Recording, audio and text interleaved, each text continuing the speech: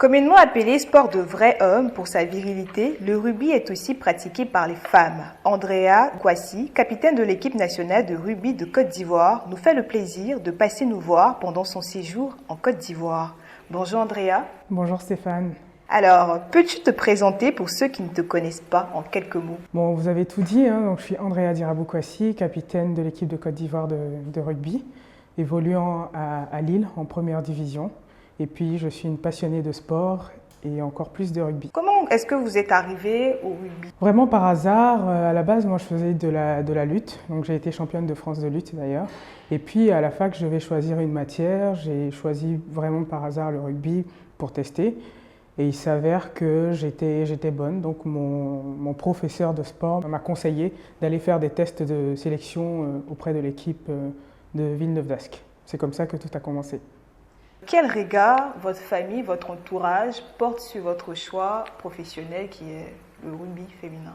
J'ai toujours fait du sport, hein. Ils me connaissent sportive depuis toute petite. Mon père était un sportif aussi, donc pour eux, il n'y a rien d'étonnant, c'est juste une suite logique. Vous avez été championne de France avec votre club, Lille Métropole Rugby Club. Que pensez-vous du rugby féminin en Côte d'Ivoire?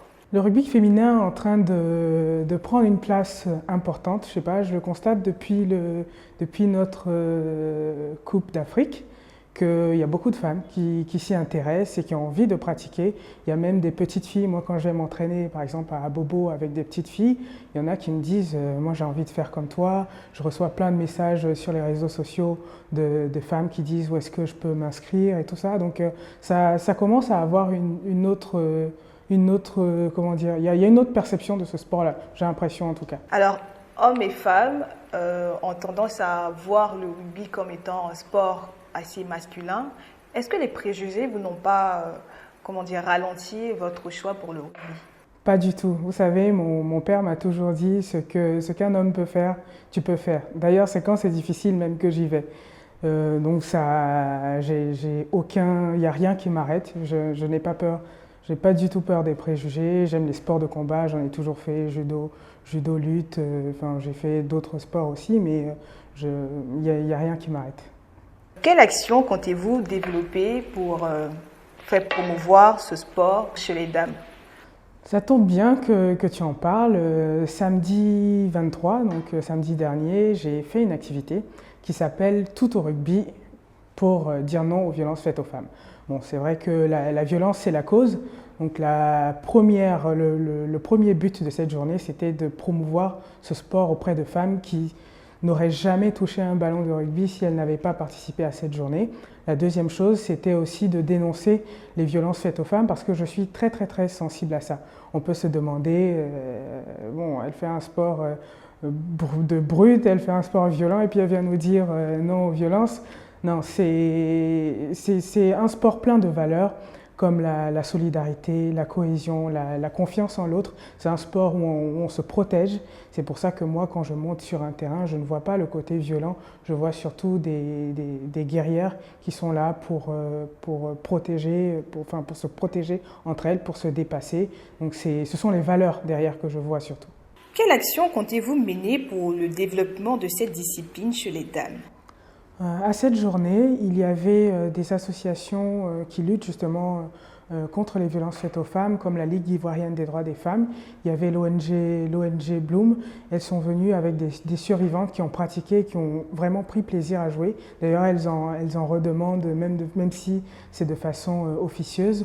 Donc, c'est pour dire que c'est un sport qui peut plaire à partir du moment où on met les pieds dedans. Et surtout, il y a des partenaires qui nous suivent. Il y a des personnes, donc des entreprises locales qui sont OK pour accompagner les projets de ce genre. Je remercie d'ailleurs Dr Silla et le directeur, Monsieur Patrick Saint-Cric. Il y a d'autres actions que vous menez dans ce cadre-là? J'ai eu une demande pour faire des stages. Là, ça concerne les joueurs et les joueuses qui m'ont dit pourquoi pas faire un stage. Donc, on est en train de réfléchir à comment mettre ça en place. En octobre dernier, on a assisté à une raclée que l'équipe ivoirienne de rugby s'est prise face à la Tunisie, 61-0. Qu'est-ce qui s'est passé? Une raclée, je ne sais pas si on peut appeler ça comme ça, parce qu'on n'évolue pas de la même façon. C'est vraiment, on n'était pas à armes égales. Donc, pour dire s'il y a eu raclée ou non, il faut être à armes égales. Mais ce qui s'est passé, c'est que ce sont deux équipes à identité complètement différentes.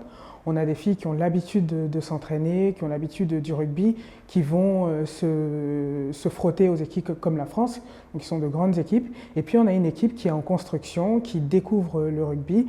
C'est ce que ça donne. Et je ne sais pas si vous savez pour les points en rugby, mais un point fait, quand on marque un essai et qu'on le transforme, ça fait 7 points.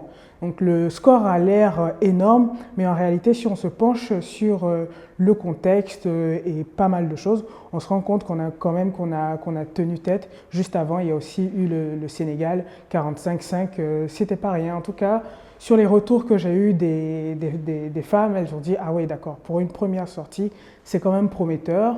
On a des talents, on a du potentiel.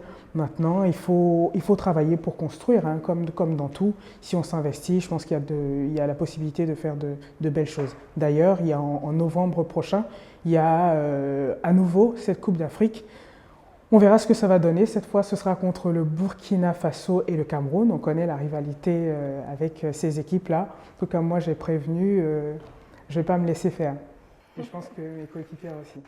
Alors, si vous deviez dresser un panorama du rugby féminin en Côte d'Ivoire actuellement, quel serait-il? C'est très compliqué de répondre à cette question parce que moi-même, je ne suis pas sur place. Donc, comme j'avais dit, j'évolue à Lille, donc c'est surtout des retours de gens que j'ai. Mais pour avoir fait certains clubs depuis que je suis là, il y a une réelle évolution même dans la façon de coacher. Il y a des clubs qui continuent de naître. Je me suis entraîné par exemple avec le rugby club de Marcory, qui est un club uniquement féminin avec des gabarits. J'ai pu me lâcher d'ailleurs et bien cogner parce que j'ai vu qu'elles étaient solides. Donc voilà, il y a beaucoup de choses qui se font. Il y a de bonnes initiatives aussi du côté des fédérations, des entraîneurs, des encadrants. Donc j'ai bon espoir. Alors, nous sommes au terme de cette interview.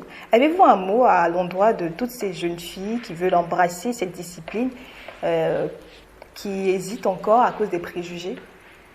Je vais dire à ces femmes d'essayer et d'oser ce qu'elles ont envie de faire. Bon, là, on parle de rugby qui est, qui est un sport où on n'attend pas les femmes, mais je n'ai même pas envie de me limiter au rugby. Je veux dire que c'est valable pour toutes les disciplines, c'est valable pour tous les milieux. Osez, si on ne vous attend pas dans la mécanique, allez-y. Si on ne vous attend pas dans l'aviation, allez-y. Je pense que c'est important.